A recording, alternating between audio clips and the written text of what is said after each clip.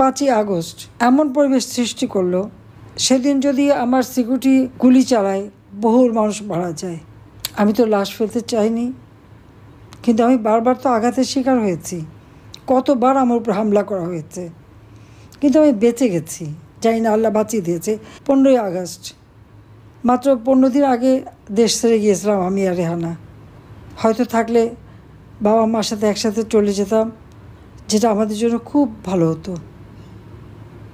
কারণ এই বেঁচে থাকা একই দিনে মানুষ একটা শোক সইতে পারে না, আর একই দিনে বাবা মা ভাই কেউ নেই।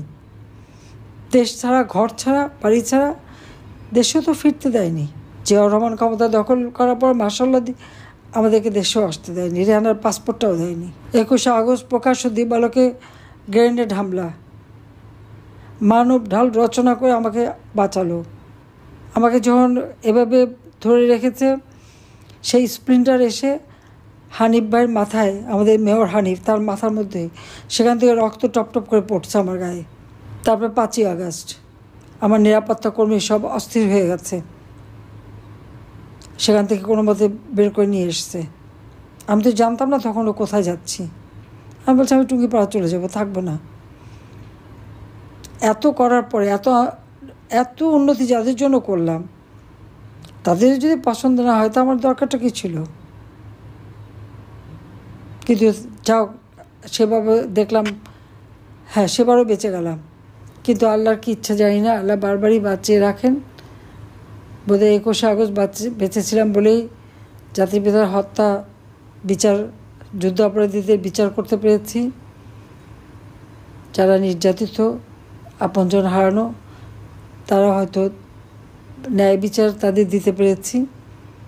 আর এখন সেই যুদ্ধ অপরাধীদের যেখানে বিচার করেছি, সেই কোর্ট আবার, যেটা ছিল 1973 সালে পার্লামেন্টে পাশ করা, আজকে সেই জায়গায় এরা কি আইসিটি ট্রাইব্যুনালে আমাদের বিচার হচ্ছে। আমি নাকি সবাইকে হত্যা করেছি, মেট্রো রেল, বিটিভি ভবন, এসব আগুন নাকি আমি লাগিয়েছি। চিফ প্রসিকিউটর সেই বয়ানও দিলেও, সেটাই আমাদের বিরুদ্ধে মামলা। অথচ সমন্বয়করা নিজেরাই কিন্তু স্বীকার করেছে। একজন তো বলেই দিল যে মেট্রো রেলে আগুন না দিলে আর পুলিশ হত্যা না করলে তাদের আন্দোলন সফল হতো না, বিপ্লব সফল হতো না। আর একজন বিটিভিতে আগুন দিয়েছে, কত নাম্বার গাড়ি পুড়েছে সেটাও প্রকাশ্যে বলল। অন্য অন্য বিল্ডিংয়ে যারা আগুন দিয়েছে তারা নিজেরা শুধু বলেই নি, আবার মোবাইলে ছবি তুলে দেখালো যে খুব গর্বের সাথে তারাই আগুন দিয়েছে। তার জন্যই তো আন্দোলন সফল হয়েছে। পুলিশ, র্যাব, আনসার কতজনকে হত্যা করেছে, অনেকে তো খবরও পাওয়া যায় না। এখন যে নদী দিয়ে যে লাশ ভেসে যায়, তো মনে হচ্ছে এদেরকেই বোধহয় হত্যা করেছে। না, আমরা আওয়ামী লীগের কত নেতাকর্মীকে হত্যা করে গুম করে দিয়েছে। একটা চরম দুঃশাসন দেশে, যে দেশটাকে আমি একটা শান্তির দেশ হিসেবে প্রতিষ্ঠা করেছিলাম। ক্ষমতা দখলের 5 মাসও যায়নি সবাই শত কোটি টাকার মালিক। এর আগে সাংবাদিক বিভু রঞ্জন সে একটু সমালোচনা করেছিল, ইউনূসের প্রেস সেক্রেটারি তাকে ধমকেছে, তারপরে তার লাশ পাওয়া গেল মুন্সিগঞ্জে নদীতে। আর এই বুদ্ধিজীবী এদেরকে নিয়ে গ্রেপ্তার করে নিয়ে গেল। যারা মব সন্ত্রাস করলো, যারা তাদেরকে অপমান করলো, এই মুরব্বীরা, শিক্ষকরা, তাদের যারা করলো তাদের শাস্তি না, শাস্তি হলো যারা নির্যাতিত তাদের। ইউনূসের সব কিছু তো উল্টা চলে। দরিদ্রের হার বাড়িয়ে সে বাহবা নেয়, আর আমাদের মুক্তিযোদ্ধা, শিক্ষক, তাদেরকে অপমান করায়, অপমান করিয়েও সেটাও তার বাহবা, এটাও তার একটা বিরাট সাফল্য। আমার বোধহয় সেটাই বলবে।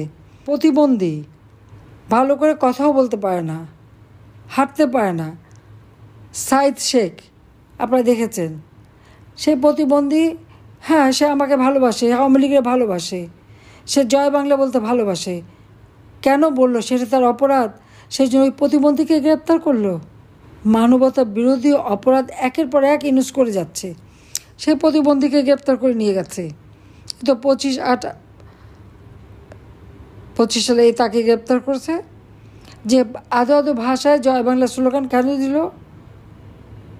কেন সে আওয়ামী লীগের কথা বলে? এটা তার অপরাধ। একটা প্রতিবন্ধী ভালোভাবে তো সব বলতেও পারছে না, চলতে হাঁটতেও পারে না, তাদের ধরে নিয়ে গেল। কোথায় আছি আমরা? কোন দেশে আছি? সেটাই তো প্রশ্ন। সাংবাদিক সমালোচনা করলে তাকে হত্যা।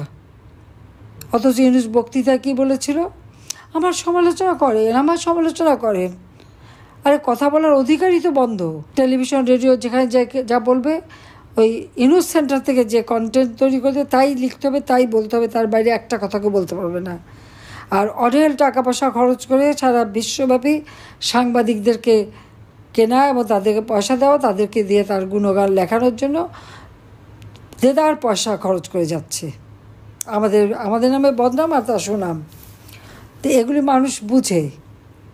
তার পয়সা দিয়ে কেনা তার সুনাম এখন তো তার চরিত্র মানুষের কাছে আন্তর্জাতিকভাবেই আজকে উন্মোচিত হয়েছে। এখন যতই সে লিখতে শুরু করুক, ওতে আর কাজ হবে না। জনগণের উপরে যে জুলুম অত্যাচার হচ্ছে, কত আওয়ামী লীগকে হত্যা করবে? আওয়ামী লীগ না হলে কি দেশ স্বাধীন হতো? আওয়ামী লীগ না হলে কি এই পদগুলি পেত? ইউনূসই বা এখানে অবৈধভাবে ক্ষমতা দখল করে যে আজকে মানে প্রধানমন্ত্রীর সুযোগ সুবিধা ভোগ করছে। জাতির পিতা বঙ্গবন্ধু শেখ মুজিব এবং যদি এই আওয়ামী লীগকে নিয়ে দেশটা স্বাধীন না করতো, তাহলে কি এই সুযোগটা পেত? এইভাবে একটা দেশ চলতে পারে না। ইউনূস আমার কাছে এসে হাত পেতেছিল গ্রামীণ ফোনের জন্য, আমি সেই ব্যবসা তাকে দিয়েছি। গ্রামীণ ব্যাংকের টাকা গ্রামীণ ফাউন্ডেশন করে টাকা সরিয়ে আমাকে এসে বলছে টাকা নেই। তখন তো জানি না যে এই শয়তানি করেছে। এটা তো পরে অডিট রিপোর্ট এবং ওই বাংলাদেশ ব্যাংকের রিপোর্ট আমার কাছে আছে, সেগুলি পড়ে এখন আমি এনে বসে বসে পড়ে দেখি। সেই টাকা 400 কোটি টাকা গ্রামীণ ব্যাংকে আমি দিয়েছি। আর তারপরে আমাদের বিরুদ্ধেই সে চক্রান্ত শুরু করলো সেই 2001 সাল থেকে। 25 বছর পর সাকসেসফুল। তার মেটিকুলাস ডিজাইন ক্ষমতা পেয়ে বাংলাদেশের সমস্ত উন্নয়ন ধ্বংস করে আজকে দেশটাকে শেষ করে দিচ্ছে। কাজে এর হাত থেকে দেশকে রক্ষা করতে হলে সবাইকে এক হতে হবে, ঐক্যবদ্ধ হতে হবে। আমরা এই দেশ রক্ত দিয়ে আমরা স্বাধীন করেছি। আমাদের সংবিধান রক্তে লেখা সংবিধান। আমাদের পতাকা লাখো শহীদের রক্তে রঞ্জিত পতাকা। কাজে এটার উপর হাত দেবে, সংস্কার করবে। আর কি বিপ্লব করেছে তারা? মানুষ খুন করা, আগুন দিয়ে পোড়ানো, এটা কি বিপ্লব হয় নাকি? বিপ্লব করে মানুষ মানুষের কল্যাণের জন্য। কিন্তু দেশের মানুষকে মেরে ধরে, পুলিশকে মেরে, আওয়ামী লীগ নেতাকর্মী, সাংবাদিক, তারপরে আইনজীবী, এদের হত্যা করে ওটা বিপ্লব না। ওটা হচ্ছে জঙ্গির কাজ, সন্ত্রাসীর কাজ। আজকে বাংলাদেশে কী দেখা যায়? সেই পাকিস্তানি জামাতুল আনসার ফিল হিন্দাল, হিজবুত তাহরির, জেএমবি, আনসারুল্লাহ বাংলা টিম, তারপর তালেবান, শিবির, বিএনপি, এইসব জঙ্গি সবদের নিয়ে আজকে চলাফেরা। এদের হাত থেকে দেশকে রক্ষা করতে হবে। আর এই জঙ্গিদের নেতা হলো ইউনূস। সবাই ঐক্যবদ্ধ হন, এদের হাত থেকে দেশকে রক্ষা করার জন্য সবাইকে একসাথে কাজ করার আমি আহ্বান জানাচ্ছি। কারণ এই বাংলাদেশ ইনশাল্লাহ আবার আমরা সুযোগ পাব, বাংলাদেশকে আবার আমরা উন্নত করব। এই দুঃশাসনের হাত থেকে ইনশাল্লাহ বাংলাদেশকে আমরা মুক্ত করব।